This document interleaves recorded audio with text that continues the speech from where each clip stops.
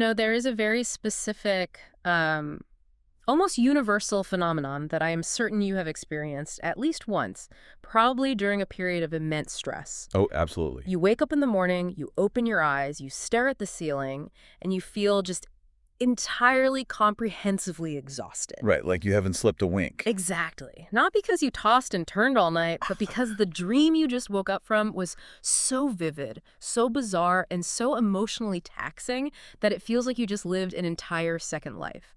Yeah. All while your body was supposed to be in like recovery mode. You wake up sweating, your heart is pounding against your ribs, and you are left staring into the middle distance wondering, what on earth was my brain actually doing for the last 8 hours? It is a profound disorientation, Yeah. honestly, and it completely challenges our basic assumptions about what sleep is actually for. Yes. Because you are physically lying in your bed, your muscles are paralyzed by rematonia, but psychologically, Mm. you have just returned from a brutal marathon. Yeah, a marathon you didn't even sign up for. Right. And the most frustrating part for the waking ego is that the marathon usually makes absolutely no logical sense to your conscious mind. None at all. The narrative is fractured, the physics are impossible, and the cast of characters seems like well, a randomized algorithmic output. It just feels like a jumble of familiar faces placed in impossible architecture, running through scenarios that feel like a surrealist film directed by your own deepest anxieties. That's a great way to put it. But what if we approach this from a different angle today? What if it isn't just random noise? Hmm. What if every single bizarre detail, every weird object, every strange person, every impossible, frustrating task is actually a highly structured, meticulously coded message from your subconscious? A message trying to solve a problem. Exactly, a problem you just can't figure out while you're awake. Today, we are going on a journey into a fascinating pair of documents. Yes, very unique sources. We have a highly detailed, incredibly specific dream diary from a person who is going through a major, foundation-shaking life transition. But more importantly, this diary is accompanied by a comprehensive clinical psychoanalytic research report that decodes this dream piece by piece, symbol by symbol. And it is a remarkable set of sources because of the sheer fidelity of the recording. It's rare, right? Incredibly rare. Usually, dreams fade like mist the moment the conscious mind tries to articulate them. The waking ego inherently censors and flattens the dream logic. Because it just doesn't fit into our normal waking rules. Right. It tries to make a messy thing neat. But this diary captures the raw architecture of the dream state with astonishing clarity, and the accompanying clinical analysis acts as the Rosetta Stone, allowing us to read the structural engineering of a mind under siege. We are going to take you right into the center of this. The goal today isn't just to analyze someone else's weird dream for entertainment. No, not at all. The mission for this deep dive is to help you understand the incredible hidden architecture of the human mind. We want to show you exactly how the brain processes immense stress, unresolved adolescent trauma, and the paralyzing fear of the future, all while the conscious self is completely offline. It's a huge undertaking. It really is. Okay, let's unpack this. We have to start with the environment because the mind doesn't just generate a space randomly. Never. The setting is always intentional. Right. The setting of a dream is the psychological theater where the conflict has to play out. And in this case, the dreamer finds themselves in an airport. The airport is a brilliant starting point. In the realm of depth psychology, setting is the foundational premise of the unconscious argument. The argument. Yes, the conflict the brain is trying to resolve. The analyst focuses heavily on the fact that this is an airport, which is the ultimate liminal space. And just to ground that concept, liminality, coming from the Latin limen for threshold, is that state of being in between. It's like the hallway between two rooms. You aren't where you started and you aren't where you're going. You're just drinking a $12 coffee in a state of suspended animation. That is the perfect modern description of it. But in this dream, they aren't even rushing to a gate. They are specifically resting during a layover. Which fundamentally changes the psychological mechanics of the space. How so? Well, a layover is a mandated pause. The clinical report identifies this as a psychological moratorium. A moratorium, so like a temporary ban on moving forward. Exactly. The dreamer is facing a massive turning point in their waking life, but the conscious ego is completely overwhelmed by the gravity of the impending change. So the brain just halts everything. Yes, the mind creates this waiting room because the conscious ego is actively refusing, or is simply not yet equipped, to board the flight to the next phase of life. It is the brain's emergency brake. That structural delay makes a lot of sense, especially when you're paralyzed by choice in the real world. You just want someone to tell you to wait. Right, you crave that external permission to stop. But what really catches my attention isn't just the space, but the company the dreamer is keeping in this holding pattern. The companions are fascinating. They are accompanied by two foreign women, who we will get to in a minute, and a Japanese friend. Crucially, the diary notes that this Japanese friend does not actually exist in real life. They're a complete fabrication. Yeah, the dreamer's brain just invented a companion from their own cultural background specifically for this layover. It feels like the brain is assigning a buddy system. That is an incredibly apt way to frame it. The clinical report describes this non-existent friend as an idealized ego, or an ego ideal. An ego ideal. Yeah. When you are wading into the deep, turbulent waters of the unconscious mind, which is essentially what a major life transition forces you to do, the waking ego experiences profound fragility. Like it's falling apart. Yes, it literally feels like it's dissolving. Right, because all your normal waking rules don't apply anymore. You don't know who you are in this new context. Exactly. So the psyche, in an act of self-preservation, constructs an anchor. Ah. This imaginary friend, who shares the dreamer's nationality, language, and cultural background, represents an unintegrated but entirely stable version of the self. So it's like a projection of the safety they wish they had. Precisely. They are standing by to keep the dreamer grounded as the bizarre reality of the unconscious begins to unfold. It is a mechanism to prevent total psychological fragmentation before the real work even begins. Wow. So the brain sets the stage, establishes an anchor to keep you from losing your mind, and then it introduces the actual task. And this is where it gets very surreal. It really does. And this is where the details of the source material get wonderfully strange.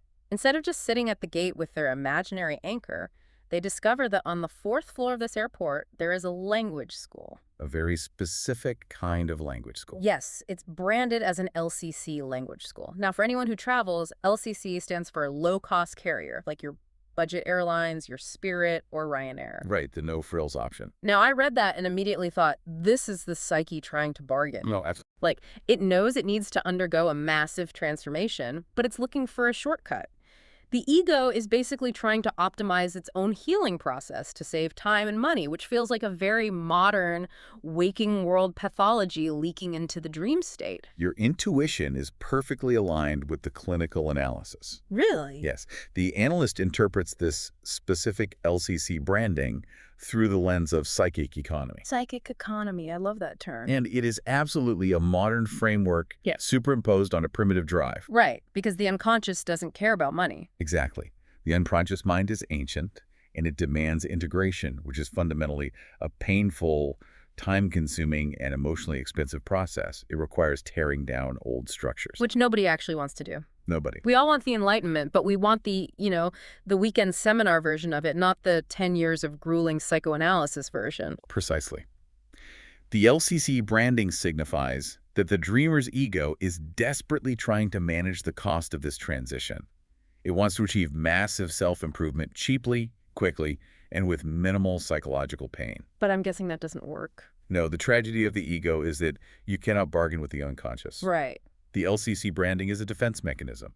It's an attempt to domesticate the wild, terrifying process of true psychological growth by slapping a corporate discount label on it. I find that so deeply relatable. It is like trying to use a productivity life hack to cure clinical burnout. Yes, it just misses the root of the problem entirely. But wait, if the unconscious is this ancient, powerful force that demands integration, why does it allow the dream to take place in a discount school? Why doesn't it just plunge the dreamer straight into the fire? Because if the unconscious overpowers the ego too quickly, it results in waking trauma or a complete psychological break. Oh, wow. So it has to pace itself. Yes.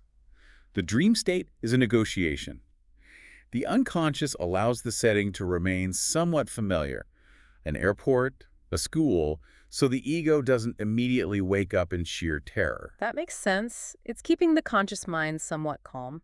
And this negotiation brings us to the inverted learning dynamic happening inside the school, which is one of the most fascinating mechanisms in the entire report. Right, because the students in this LCC school are all foreigners. Yes.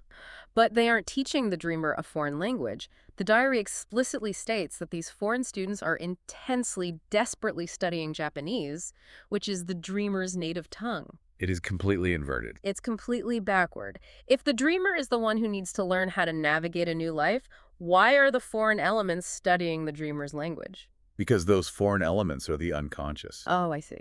In-depth psychology, foreigners or alien landscapes often represent the unexplored, unintegrated parts of the psyche, the parts of ourselves we don't recognize or understand. The parts we label as foreign. Exactly. The inversion here is the key to the entire mechanism. The report explains that these alien unconscious parts of the psyche possess massive, overwhelming, primitive energy. The energy needed for the transition. Yes, they hold the key to the dreamer's evolution. But to be of any use to the dreamer in the waking world, that wild energy has to be translated. It has to adapt to the conscious mind's rules in order to integrate. Exactly. The inner self is screaming for evolution, trying to break through the limits of the dreamer's current reality. But it is trying to do so using the safe, familiar framework the ego already understands, the native tongue. Wow. It's as if the deep unconscious is saying, I have the wisdom you need to survive this life transition, but I have to learn your limited waking world vocabulary just to communicate it to you without terrifying you. That is a staggering way to view the mind. It isn't just that we are fighting ourselves. Our unconscious is actively trying to learn how to speak to us in a way we can tolerate. It's an act of profound internal cooperation, even if it feels chaotic. But this brings up a crucial shift in the dream.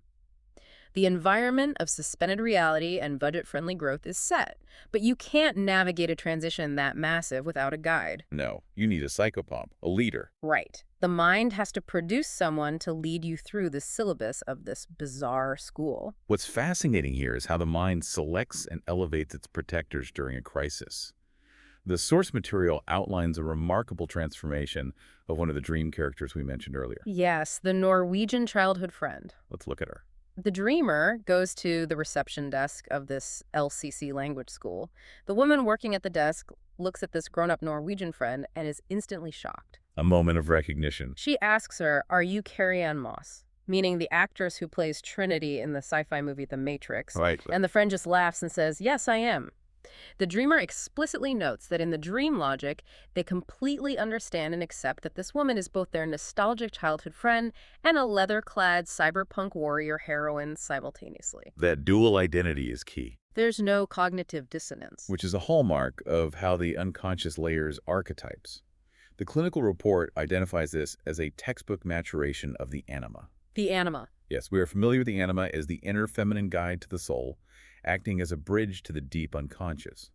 But what is critical here is the mechanism of her transformation. Right, because she doesn't just appear as Trinity. She starts as a childhood friend. I assume that a childhood friend represents a connection to a lost, pure past. It's a comforting memory. That is exactly what it is. But comfort doesn't seem like the right tool for an existential crisis. You've hit the exact mechanism of the shift.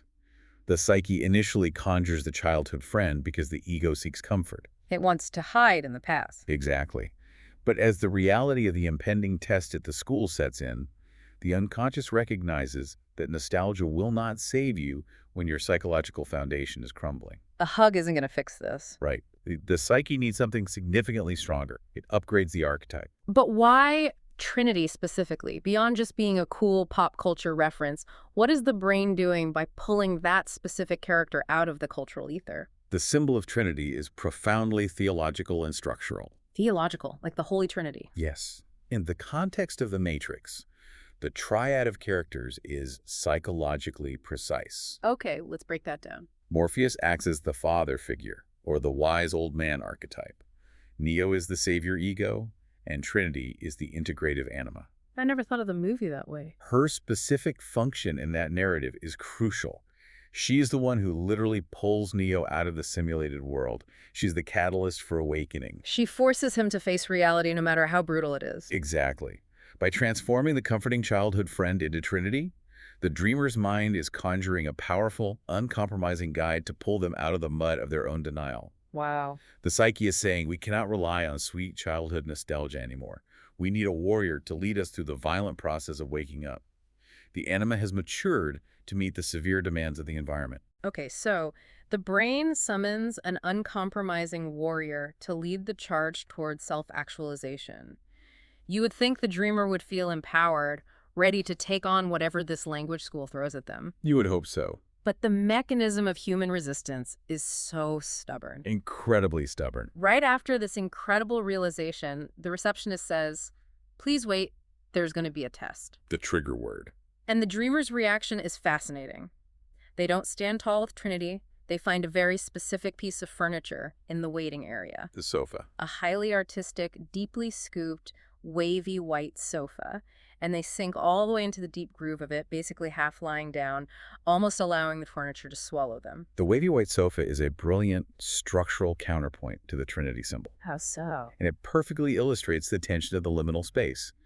Despite having this powerful guide, the dreamer is hit with the impending threat of a test. And tests are universally terrifying. Yes, in dream logic, a test is rarely about academic knowledge.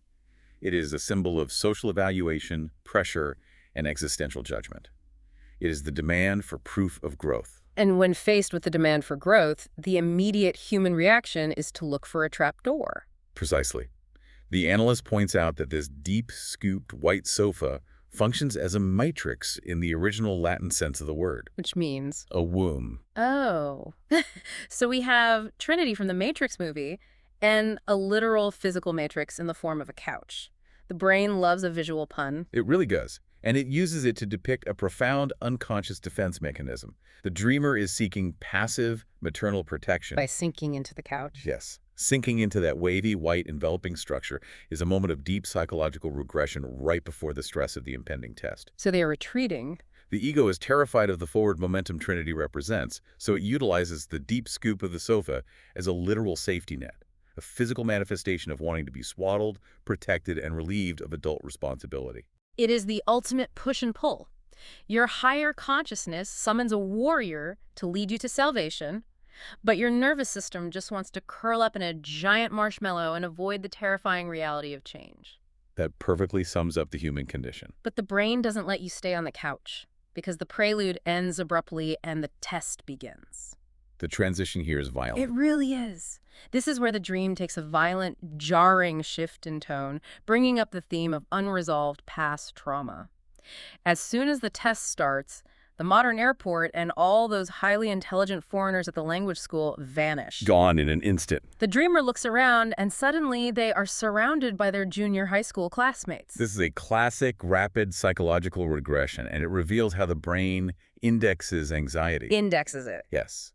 When the pressure of the unknown adult transition mounts, the mind snaps back to the specific developmental era where social anxiety, evaluation, and fear of judgment were at their absolute neurological peak. Which for almost everyone on the planet is middle school. Undoubtedly. It is the absolute crucible of human insecurity. But why does the brain do that? If you're stressed about a career change or a divorce at age 35, why does your brain torture you by putting you back in a 7th grade math class? Because the brain is an efficient filing system, and it relies on established neurological blueprints. So it's taking a shortcut. Exactly. Adolescence is the peak era of the identity crisis. It is defined by strict social hierarchies and the desperate need for peer validation. Oh, the validation is everything at that age. More importantly, it is the era where most of our incomplete business resides. Incomplete business. Yes. The sudden appearance of these specific classmates, the diary mentions it, is a mix of acquaintances, the smart kids, the troublemakers. This shows that the dreamer's current adult crisis is triggering the exact same neurological pathways of anxiety that were formed back in junior high. So the adult anxiety literally feels the same as the teenage anxiety. Exactly. The brain is saying, this new fear feels exactly like that old fear. Let's use the old map to navigate it. And the map for this test is incredibly specific and deeply anxiety-inducing. The geometry of the scene is wild. The students are lined up, but they aren't in a normal queue. They are lined up in the shape of a giant figure 8. The diary describes them as crossing each other at the intersection like ants. Like ants. And they are all holding these small yellow memo pads, signing their names to participate in the test. But the dreamer is stuck. Of course. They are standing just outside the center intersection of this figure 8. To their left are the memos that have already been signed, and to their right are blank memos waiting to be signed. The spatial positioning here is critical. But the flow of the student ants is so dense and continuous, the dreamer can't step into the flow. The spatial geometry of this scene is breathtaking from an analytical standpoint. Let's start with the geometry of the figure 8. Oh, okay. Geometrically, it is the symbol of infinity. a continuous, unbroken loop. Culturally, particularly in Japan, where the dreamer is from, the number 8 is considered highly auspicious. Auspicious, like lucky. Yes, representing future prosperity, because the kanji character for 8 widens at the bottom, suggesting growth. But the dreamer specifically describes them moving like ants. That doesn't sound auspicious. That sounds like a nightmare of conformity. Exactly. The unconscious takes a symbol of infinite potential and prosperity and corrupts it. Wow. The ant-like movement transforms the infinite loop into a nightmare of endless, mindless collective machinery. It reveals the dreamer's deep-seated fear of losing their individuality to the societal machine. They don't want to be an ant. They are terrified that participating in this transition means becoming just another drone marching in an endless loop. And then you have the spatial positioning, being trapped just outside the intersection, caught between the two sides. That spatial paralysis is the literal embodiment of the liminal crisis we discussed earlier. The hallway between the rooms. Look at what is on either side. The sign memos on the left represent past, finalized frameworks, decisions already made, history that cannot be altered. The blank memos on the right represent unfulfilled future obligations, the contracts they must eventually commit to. So they are caught in the middle. The dreamer is paralyzed at the exact threshold, unable to retreat into the finalized past, and terrified to sign their name to the blank future. And the anxiety compounds because to even participate, you need a pen. A simple pen. The dreamer realizes they don't have one. Now they are locked out of the flow, and they lack the basic tool to enter it. In a panic, they go to the end of the line and ask a quiet kid for a pen. This interaction is so telling. But the dreamer realizes, through that weird instant knowledge you have in dreams, that this is a kid they used to badmouth back in middle school. Yes. A kid who eventually had to transfer schools because of behavior issues. And this quiet kid looks at the dreamer coldly and just says, "Please don't touch me." Brutal rejection. The dreamer instantly gets defensive, their ego flares up, and they snap back, "I don't need a pen from someone like you anyway." This exchange is arguably the emotional climax of the entire regression sequence. Really? More than the Matrix stuff? Yes, because it's rooted in personal guilt. Mm. We have to look at the symbols mechanically. A pen is a vital tool of agency. Because you use it to write your name. Exactly. It represents social communication, the ability to assert one's identity, and the power to make a mark on the world. Losing it means a total loss of social power. You cannot interface with society's rules without the tool of agreement. But the interaction with the quiet kid is what really stings. It isn't just a rejection, it feels like a targeted punishment. Because it is a profound encounter with the shadow. The Jungian shadow. Yes, when we talk about the Jungian shadow, we are talking about the repository of all the repressed, suppressed, denied, and shameful parts of ourselves. The parts we hide. The dreamer admits in the diary that back in middle school, they were a bit of a troublemaker, but because they had social standing, they assumed they could just take what they wanted. They had that adolescent arrogance. Precisely. The quiet kid represents the dreamer's own suppressed guilt over that past bad behavior. So it isn't actually the kid. No. When the kid says, "Please don't touch me," it is not a random dream character being vindictive. It is the dreamer's own unintegrated shadow projecting back at them, actively punishing them for their past arrogance. Wow, that is deep. The ego's defensive snapback, "I don't need a pen from you," is incredibly telling. Because they refuse to apologize. It shows that the dreamer's conscious mind is still not ready to integrate that guilt. Faced with their own past cruelty, the ego rejects the shadow rather than accepting the lesson and humbling itself. It is wild how the brain will force you into an ethics class with your own past mistakes, and even in the dream, you still fail the assignment because your pride gets in the way. The ego defends itself at all costs. So after being rejected by their own shadow, the dreamer has to find another way to get this pen. They move down the line. They explicitly note that they skip over the intimidating, high-achieving club captain who is studying furiously. Notice who they avoid. Right, and instead they find a cheerful, rule-abiding friend who easily lends them a pen. Which perfectly maps the topography of psychological defense mechanisms. How so? Having just failed the confrontation with the shadow, the ego is bruised. It's feeling sensitive. Yes. The intimidating club captain represents the strict superego, the internal judge, the internalized standard of societal perfection, the harsh critic that demands flawless performance. And facing the harsh critic right after your shadow just told you off is just too much psychological pressure. You'd break. Exactly. The ego is operating on psychic economy again. The discount airline logic. Yes, it dodges the harsh judgment of the superego and seeks out the cheerful friend, an easier, less demanding, less judgmental resource. Is the path of least resistance to regain some semblance of social agency without having to do the hard moral work. I have to ask, though, because looking at this structurally, is the brain actually torturing the dreamer here? It seems like it, doesn't it? It feels almost sadistic to plunge them back into their worst adolescent insecurities, force them to face their guilt, deny them the tools they need, and make them navigate this social minefield just to take a test. Is this just a nightmare, or is there a mechanical necessity to the suffering? It absolutely feels like torture to the conscious mind, which only seeks comfort and equilibrium. But analytically, it is a mechanical necessity. And necessity. The brain is not being sadistic, it is being brutally efficient.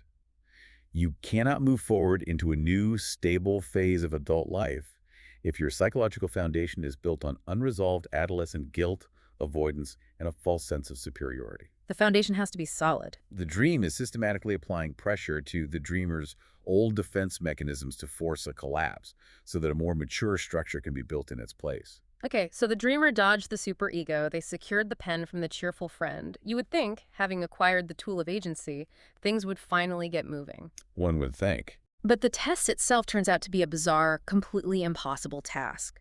This part of the deep dive explores the cognitive mechanics of how the brain handles overwhelming overload. The overload phase. Because as soon as the dreamer gets the pen, they immediately lose it again. Of course they do. They panic, feeling immense guilt for losing someone else's property, only to find it hiding under a notebook. But in the frantic process of finding the pen, they lose their own yellow memo pad. This relentless, looping sequence of losing and finding vital items is a pure manifestation of insecurity regarding one's grip on reality. Just constantly dropping the ball. Every time they secure one vital piece of their identity or agency, the pen, the memo, another piece slips away. It is the literal visualization of spinning plates, the suffocating anxiety that total systemic collapse is only one minor mistake away.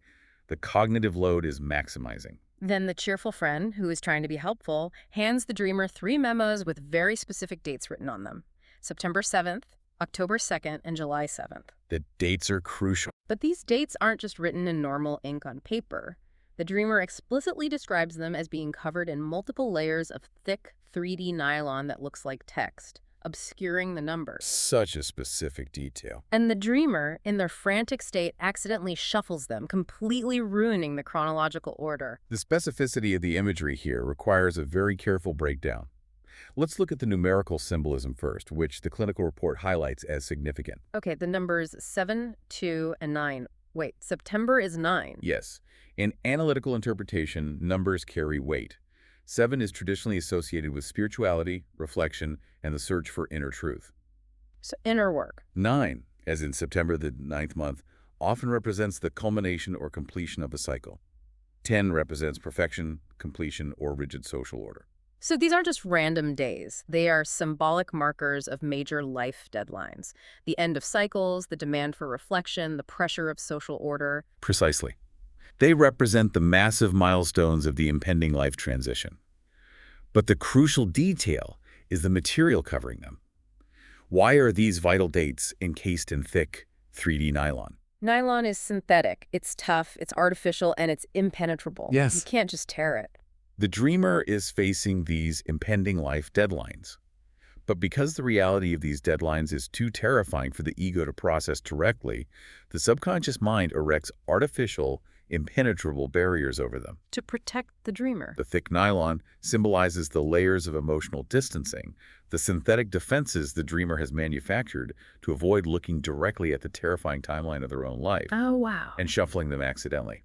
That reveals the dreamer's deep-seated terror, that their own panic, their own inability to maintain control, will ultimately sabotage the delicate timeline they are desperately trying to manage. Here's where it gets really interesting, because the actual content of the test they are trying to take is finally revealed. The test itself. They aren't doing math. They aren't writing an essay on their life goals. The test involves taking a large snack bag and identifying the names of the smaller individual snack bags inside it. Which is completely absurd. Completely. But the names of the snacks aren't printed on the front where you can easily read them. They are hidden on that tiny, folded inside flap. the part you pinch with your fingers to pull the bag open. A maddening detail. And the text is broken.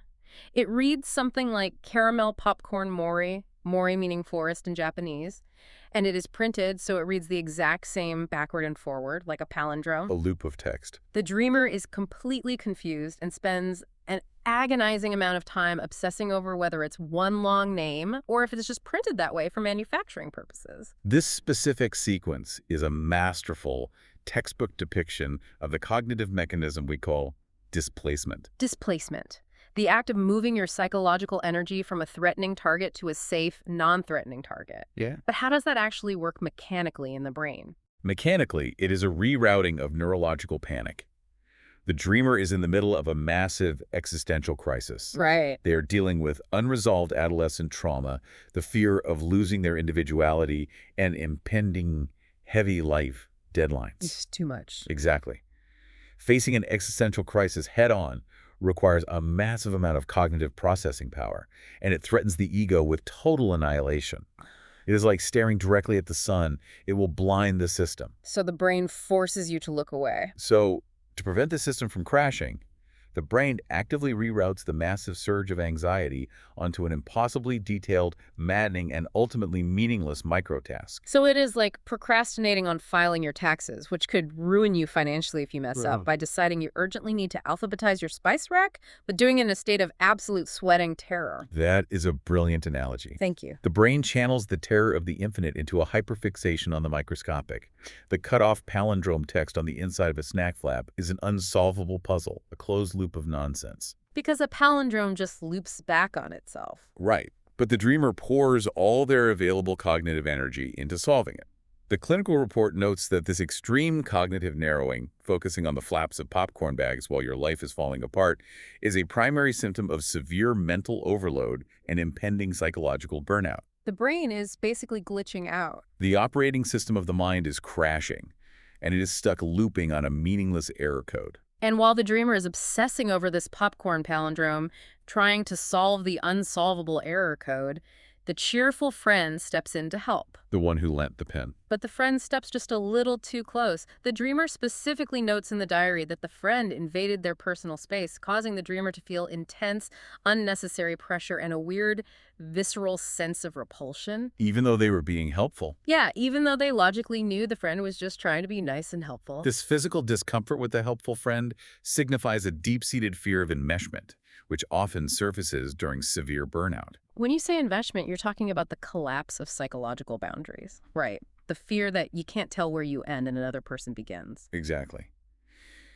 The dreamer is drowning in cognitive overload, and a part of them desperately wants help. But their defense mechanisms fiercely guard their boundaries against any form of social conformity or reliance. They don't want to owe anyone. They are terrified that if they allow someone close enough to actually help them, they will be consumed by that person's expectations, or they will lose what little autonomy they have left. So help feels like a threat. They fear that accepting help creates a social debt, and in their currently exhausted, bankrupt state, they cannot afford to owe anyone anything.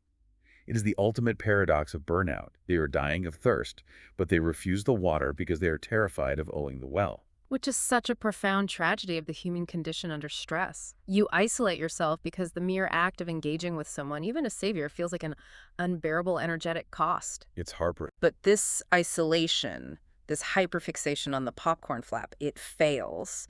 The displacement isn't strong enough to hold back the existential dread. It never is. Which leads us to a massive structural blowout between the conscious and unconscious mind.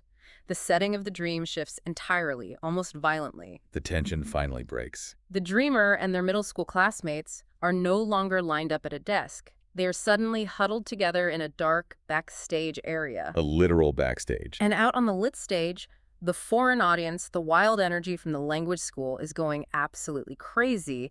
They are dancing to heavy club music. They are having rap battles.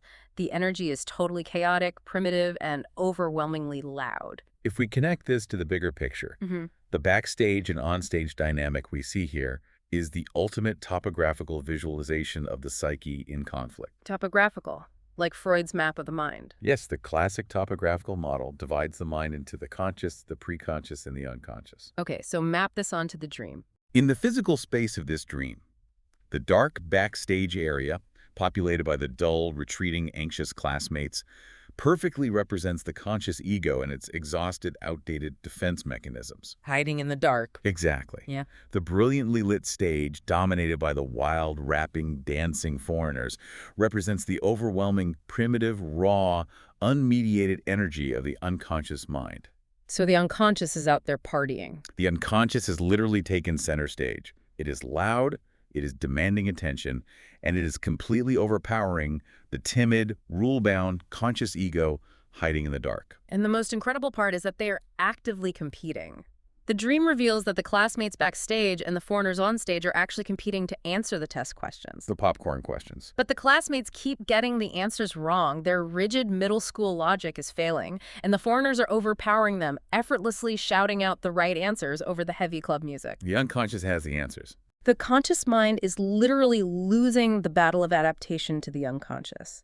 The classmates get so scared by this overwhelming force that they retreat entirely, physically hiding themselves inside a heavy white stage curtain. The retreat into the curtain is the conscious ego's final admission of total defeat. It's giving up. The conscious mind, realizing that its old blueprints and its rigid intellect cannot control or outsmart the raw, adaptive power of the unconscious, attempts to hide. It seeks the ultimate psychological shelter, shutting out the external reality entirely. It is a regression into sensory deprivation. But the dreamer doesn't hide. Not at first. No, they try one last thing. In a moment of pure cinematic drama, the dreamer heroically grabs a microphone, steps out of the dark backstage, walks to the front of the stage, and announces to the chaotic crowd, "Everyone hid, but I will make a comeback, so don't worry." A grand declaration. It sounds so brave. It sounds brave, but analytically it is deeply poignant and ultimately tragic. It is recognized as the desperate activation of an adolescent hero complex. So it isn't actual bravery, it's just the ego trying to save face when everything is falling apart. Exactly. It is a regression to a very specific defense mechanism born of childhood omnipotence. Omnipotence, like feeling all-powerful. Remember the context we established earlier. The dreamer noted that in middle school, they were a troublemaker who stood out. Right. In a moment of total systemic collapse, the ego reaches back to its oldest, most arrogant trick. I am special. I don't need help. I can fix this catastrophe by sheer force of will, bravado, and a grand speech. Grabbing a mic. Grabbing the microphone is a desperate attempt to assert narrative control over an uncontrollable environment. It is the ego refusing to accept its own limitations, shouting into the void that it can single-handedly manage the overwhelming surge of unconscious energy without actually doing the painful work of integration. It is the ultimate bluff. Yes. But the dream calls the bluff. It doesn't let them be the hero. Because the test shifts again, moving away from intellectual questions into a purely physical, tactile puzzle. A regression of the senses. The dreamer finds themselves on the ground, frantically gathering broken pieces of corrugated plastic sheets. They note the colors with extreme specificity: red, white, blue, and beige. And they are desperately trying to physically fit their literal fingers into the missing gaps of the broken plastic. This is the moment where the intellectual defenses completely disintegrate, and the mind resorts to a primitive mechanism called somatic grounding. When you say somatic grounding, you're talking about the brain abandoning intellect entirely and literally trying to use physical sensation to anchor itself, right? Yes, exactly. Like when people having a panic attack are told to hold an ice cube or name 3 things they can touch. That is the exact mechanism played out in dream imagery. The intellect has failed. The grand speech failed. The anxiety is still there, and the sense of self is shattering. And the plastic pieces. The broken corrugated plastic sheets, segmented into distinct separate colors, represent the fragmented pieces of the dreamer's standard reality and identity. So they are literally trying to hold themselves together. Trying to physically wedge their fingers into the sharp gaps of broken plastic is an irrational, highly tactile attempt to piece their shattered reality back together using their own flesh. Oh my God. When the mind can no longer solve a problem abstractly or intellectually, it regresses to solving it physically. It is a desperate attempt to feel something solid when the psychological floor has completely given way beneath them. And it doesn't work. The physical grounding fails just like the intellectual bluff did. He was bound to. The pressure from the crowd is too much, the plastic puzzle is impossible, and the dreamer is ultimately forced to drop the pieces, retreat into the dark, and cram themselves into the white curtain alongside all the other terrified classmates. The final collapse. I have to say, looking at the narrative arc of this, it sounds incredibly sad. The dreamer tried to summon Trinity, they tried to be the brave hero on stage, they tried to literally hold the pieces of their life together with their bare hands, and they ended up squished in a curtain, completely defeated by their own mind. It looks bleak. Is this just a nightmare of failure? Does the brain just want to crush the ego? It absolutely looks like a nightmare of failure to the conscious mind, because the conscious mind values victory, control, and heroism above all else. Right, nobody wants to lose. But from a clinical depth psychology perspective, this profound defeat is an absolute non-negotiable necessity. But why is failing so catastrophically necessary for growth? Because the hero complex was a lie.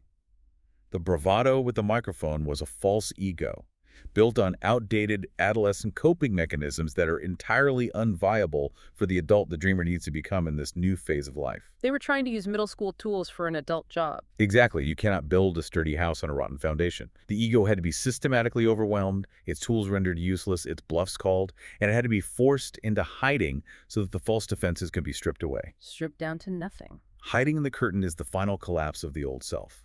It is the necessary breaking down before the breakthrough can occur. The ego has to surrender. The breaking down before the breakthrough. And that surrender brings us to the final, and undoubtedly the most shocking symbol in the entire dream sequence. Yes, the epilogue. The dreamer has been defeated, they are hiding in the curtain, the conscious mind has entirely tapped out of the fight.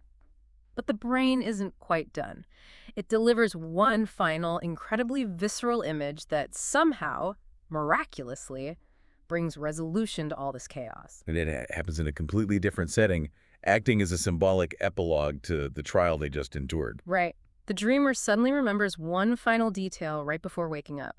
The scene cuts back to the airport. Back to the liminal space. They are sitting in a chair getting a haircut at the airport barber. Yes. The barber takes clippers and violently shaves the entire top of the dreamer's head completely flat. The dreamer notes in the diary that it looks terrible, it's completely unstylish, and it feels almost like a physical punishment. A mutilation. However, the sides of their head are styled into this meticulously clean, absolutely perfect two-block fade. A very specific style. And the most incredible part of this entire document, the dreamer wakes up from this chaotic, stressful, terrifying, exhausting dream, and instead of feeling panicked or defeated, they feel an immense, sudden sense of relief. A total shift in mood. A massive, suffocating weight has been completely lifted from their chest. This raises an important question. Why on earth would a terrible, humiliating, forced haircut provide profound psychological relief to a person in the midst of a life crisis? Exactly. Logically, waking up with a bad haircut in a dream should add to the stress. It makes no sense on the surface. To understand the mechanics of this relief, we have to look deeply into the psychology and anthropology of hair. Let's do it. Across global myths, cultural rites of passage, and psychoanalysis, hair represents life force, autonomy, and social power. Like Samson. Exactly. Think of Samson in the biblical narrative. His hair was the literal source of his strength and agency. To cut hair, especially to shave it aggressively, is a universal symbol of initiation.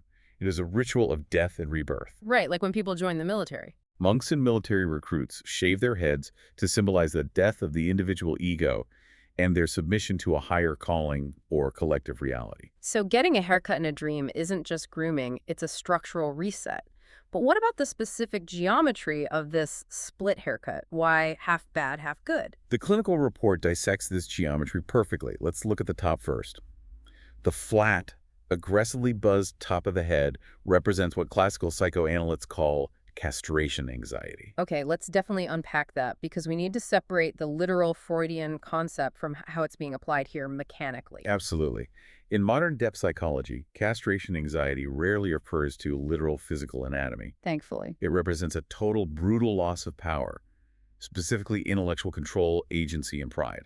The top of the head physically houses the brain, the intellect, the conscious ego. So shaving it is symbolic. Shaving it flat against the dreamer's will is the violent, forced erasure of their stubborn, outdated ways of thinking. The terrible haircut on top is the physical manifestation of the defeat they just suffered backstage. Their pride is gone. Their intellectual arrogance, their false hero complex has been ruthlessly buzzed away. But then you have the sides. The sides aren't shaved bald. They are crafted into this perfect, highly stylish two-block fade. Yes, the perfection of the sides represents the desperate maintenance of the persona. The persona. In Jungian terms, the persona is the social mask we wear to interact with the world. It is how we want to be perceived. Our public face. Even though the dreamer's internal intellectual ego has been crushed and humiliated, represented by the shaved top, they are still fiercely trying to look acceptable, highly functional, and put together to society, represented by the perfect fade on the sides. So they are falling apart inside but looking great outside. This split haircut perfectly captures the exact psychological state of a person in transition. They are broken and stripped of their old confidence on the inside, but they are still maintaining a polished, functional face for the outside world. I have to laugh at the visual, honestly. So the brain literally gave them an emotional mullet, business on the sides, existential crisis on top. That is a highly accurate, if slightly colloquial, clinical assessment of the persona-ego split. But the wild part is that it works. It is staggering to think that an ugly, symbolic dream haircut can translate into actual chemical emotional relief upon waking up in the real world. How does physical dream imagery cure real-world psychological burnout? It works through the mechanism of pure catharsis. Catharsis. The violent, ugly haircut was the exact initiation ritual the brain needed to finalize the process.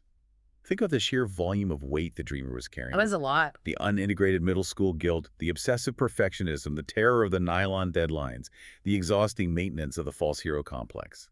The conscious ego was spending all of its waking and sleeping energy fighting to hold on to all of that baggage. It takes so much energy to deny reality. The dream systematically forced the ego to fail, and the barber aggressively shaved all that dead weight away. It was an involuntary psychological surgery. Wow. The profound release the dreamer feels upon waking is the lightness of being entirely free from the burden of their old, heavy, outdated self. The hard drive has been wiped. They are now, finally, ready to reset and board the flight. So what does this all mean for you, the listener, who might be going through your own massive life transition, sitting in your own personal layover at the psychological airport? The clinical advice synthesized from this incredibly wild dream journey is actually deeply, remarkably practical for waking life. It is very actionable. When you are in the middle of a massive transition, stop trying to be the solitary hero with the microphone. Stop hiding behind artificial barriers and nylon deadlines. And most importantly, recognize when you are displacing your massive anxieties by obsessing over the tiny, unreadable text on the back of a popcorn bag. Exactly. You have to stop alphabetizing the spice rack while the house is on fire. The lesson here is about surrender. You must learn to trust your inner guides, your trinity, even if they push you toward terrifying changes. You have to follow them. You have to accept that your past shadows, the quiet kids you mistreated, the parts of yourself you aren't proud of, are a necessary part of your integration. You can't just ignore them. They will come back to haunt you if you do. And above all, you have to accept that you cannot outsmart a life transition with life hacks or psychic economy. Sometimes you have to let your old ego fail, you have to let it drop the plastic pieces and retreat behind the curtain. Sometimes you just have to let your ego get a terrible, humiliating haircut so you can finally step into the new version of yourself. Precisely. What feels like a devastating defeat to the conscious mind is very often the exact mechanism of growth. I want to leave you, our listener, with a final thought to mull over as you go about your day. We spend so much time and money in our waking lives trying to fix our problems with sheer conscious willpower. We try so hard. We try to optimize our schedules, we read endless self-help books, we try to consciously outthink and outmaneuver our deep-seated anxieties. But what if the hardest, the real heavy-lifting psychological surgery that actually saves us from completely breaking down under the weight of the world is happening entirely without our permission? It's a powerful thought. What if the most important transformative work of your entire life is being written in a bizarre language of reverse-printed snacks, Matrix characters, and airport barbershops, executing flawlessly in the hidden architecture of your mind while you are sound asleep? Thank you for exploring the incredible labyrinth of the human mind with us today on this deep dive. Next time you wake up exhausted from a dream that makes absolutely no sense, maybe don't just brush it off as a misfire. Pay attention to the symbols, because your brain might have just saved your life.